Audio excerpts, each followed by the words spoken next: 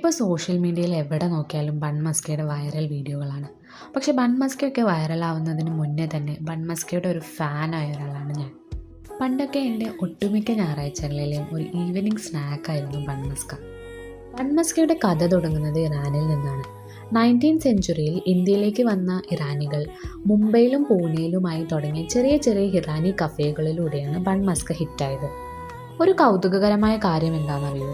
ഇറാനി കഫേകളെല്ലാം സിറ്റിയുടെ കോണുകളിലായിട്ടായിരുന്നു സ്ഥിതി ചെയ്തിട്ടുണ്ടായിരുന്നത്. അന്നത്തെ കാലത്ത് ഈ കോണുകൾ ഭാഗ്യമില്ലാത്ത സ്ഥലമായിട്ടാണ് ആൾക്കാർ വിചാരിച്ചിട്ടുണ്ടായിരുന്നത്. അതുകൊണ്ട് അവിടെ വാടകയും കുറവായിരുന്നു. ഇറാനികൾ ഈ അവസരം മുതലെടുക്കുകയും ഈ കോണുകൾ നഗരത്തിന്റെ രുചികേന്ദ്രങ്ങളായി മാറ്റുകയും ചെയ്തു. ബൺ മസ്ക വെറും ഒരു ബണ്ണും ബട്ടറും മാത്രമല്ല, നന്നായി ബീറ്റ് ചെയ്ത ബട്ടർ ചെറിയൊരു മധുരമുള്ള ബണ്ണിൽ സ്പ്രെഡ് ചെയ്ത് കടുപ്പമുള്ള ഇറാനി ചായയിൽ മുക്കി കഴിക്കുന്നത് വേറൊരു അനുഭവം തന്നെയാണ്. വലിയ സന്തോഷങ്ങൾക്കിടയിൽ ചെറിയ രുചികളെ ഓർമ്മപ്പെടുത്താൻ ബൺ മസ്കയോളം വരുന്ന വേറൊരു വിഭവം ഇല്ലെന്ന് തന്നെ പറയാം.